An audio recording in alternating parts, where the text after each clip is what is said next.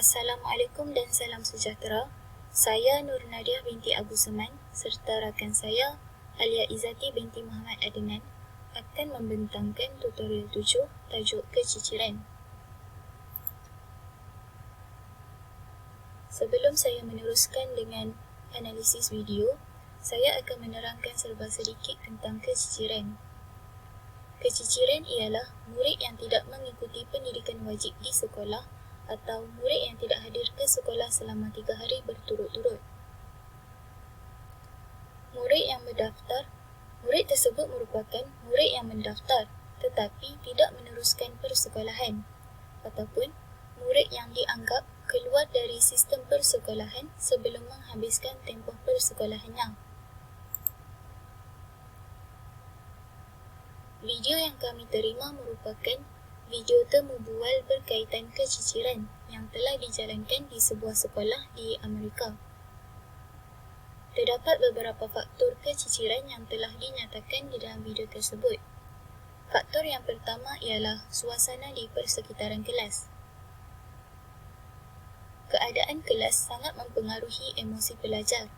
Jika kelas berada dalam keadaan yang tidak terurus dan kotor, para pelajar akan berasa kurang selesa untuk belajar di dalam kelas tersebut.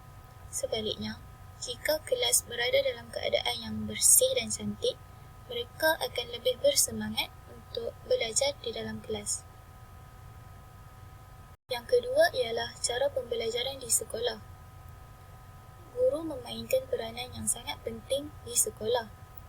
Hal ini kerana jika guru menggunakan cara pembelajaran yang membosankan, mereka tidak dapat menarik minat pelajar untuk belajar dan pelajar juga akan kurang fokus sepanjang sesi pembelajaran berlangsung.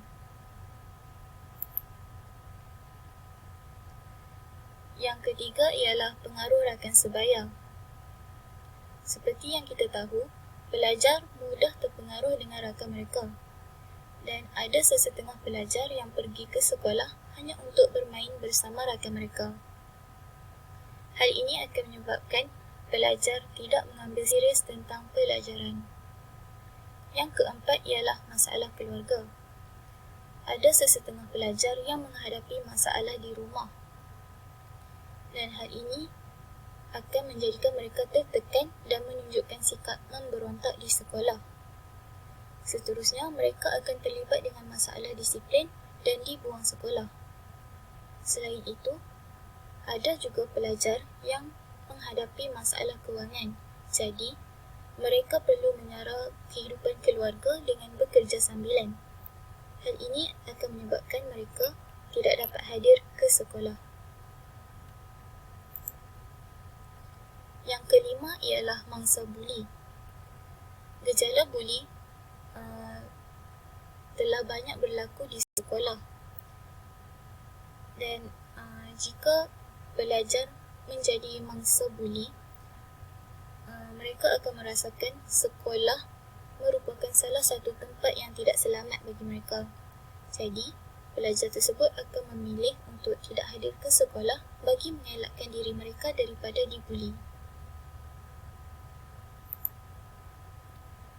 Selain itu, terdapat juga faktor-faktor lain bagi keciciran. Di sini saya mengambil faktor-faktor keciciran di Malaysia.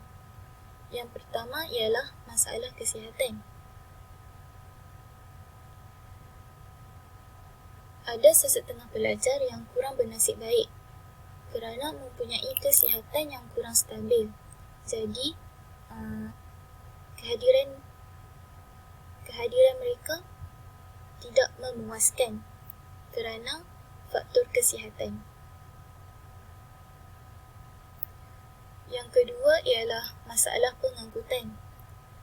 Ada juga pelajar yang menghadapi masalah pengangkutan kerana jarak dari rumah mereka untuk ke sekolah adalah jauh. Yang ketiga ialah masalah disiplin.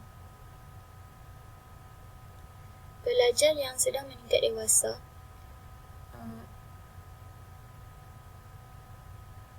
emosi mereka akan mudah terganggu dan mereka juga mudah untuk memberontak.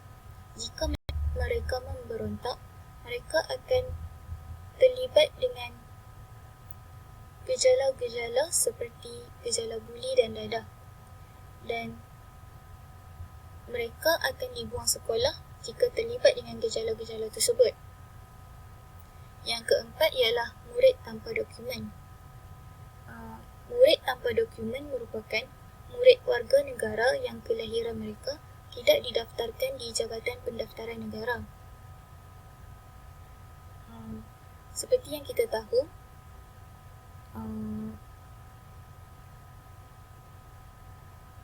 untuk mendaftarkan murid di sekolah, mereka perlu mempunyai dokumen seperti sijil lahir.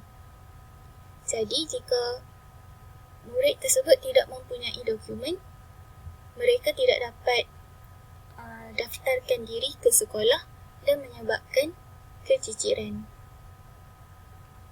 Jadi, setakat itu saja daripada saya. Saya serahkan kepada rakan saya. Assalamualaikum warahmatullahi wabarakatuh. Saya Ali Izzati binti Muhammad Adnan akan menyambung bahagian langkah-langkah menangani keciciran. Dalam video tersebut, terdapat 3 orang pendidik yang menyuarakan pendapat mereka mengenai langkah menangani keciciran. Yang pertama, Miladij. Miladij merupakan seorang dekan pengajian kedewasaan dan komunikasi di Amerika. Menurut beliau, kita boleh mempelbagaikan teknik mengajar. Kita boleh pilih buku yang menarik sebagai rujukan. Kita juga boleh mencari cara agar pelajar terlibat sama dalam proses pengajaran. Pada pendapat saya, apa yang Miladij kata ni, kita boleh tunjukkan bahawa guru bebas menggunakan kreativiti dalam pengajaran dan pembelajaran. Bahan yang kita sediakan mestilah menarik dan melibatkan pelajar agar mereka tidak cepat bosan. Di sini saya dapat simpulkan bahawa guru boleh menggunakan bahan yang pelbagai. Contohnya buku, video daripada YouTube ataupun bahan-bahan yang terdapat di sekeliling kita. Bagi aktiviti yang tidak cepat bosan, guru boleh menggunakan aktiviti berkumpulan. Dengan itu, pelajar dapat berfikir secara kumpulan dan melibatkan diri dalam proses pengajaran.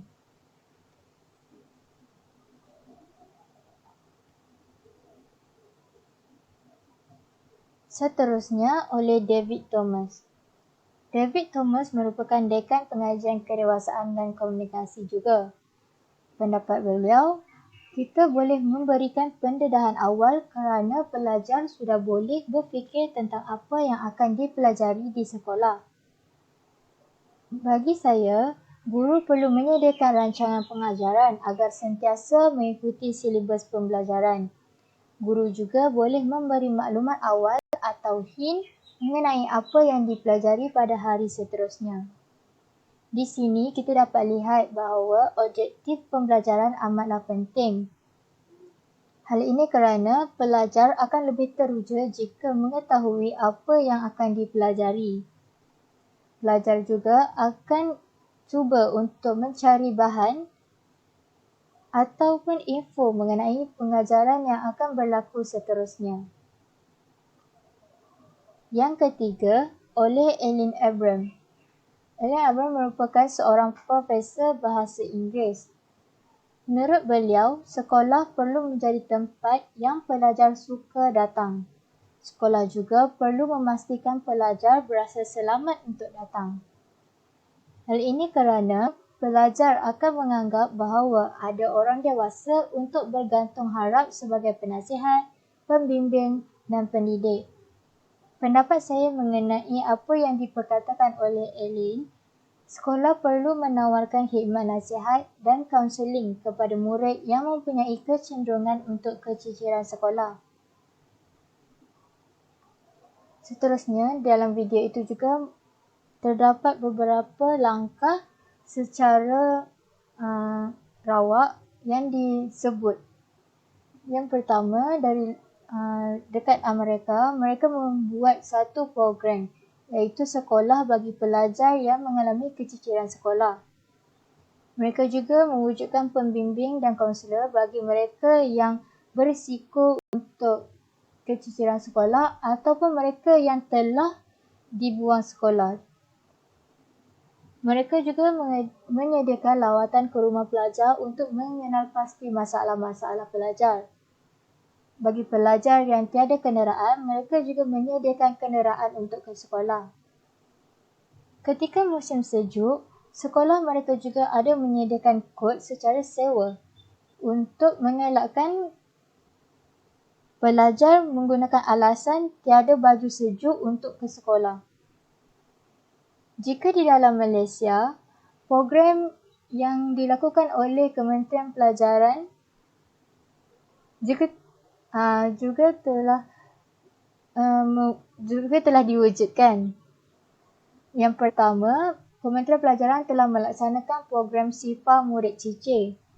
Yang kedua, Kementerian Pelajaran juga melaksanakan program Ziarah Cakna. Kedua-dua program ini telah menunjukkan penurunan bilangan murid cicir yang ketara.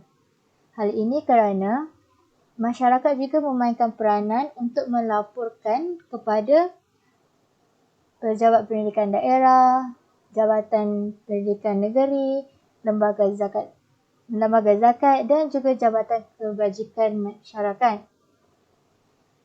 Laporan yang disediakan bukanlah bermaksud untuk meremehkan golongan yang miskin ataupun mengalami masalah untuk ke sekolah, tetapi adalah untuk membantu bersama menangani keciciran. Program-program ini telah mengurangkan peratus bilangan murid cicir.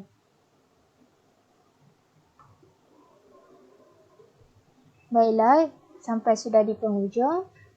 Kesimpulannya, sebagai seorang guru, kita harus sentiasa memerhati tindakan murid-murid agar tidak terjebak dengan masalah disiplin yang teruk. Kita juga perlu cakna akan masalah yang dihadapi oleh mereka seperti masalah buli atau kemiskinan. Guru juga boleh menawarkan diri sebagai mentor yang memberi nasihat kepada murid yang mempunyai risiko keciciran sekolah. Kerana guru bukan sahaja seorang pengajar tetapi seorang pendidik yang dapat menerapkan nilai-nilai positif kepada murid. Sekian, terima kasih. Jangan lupa jawab kuis.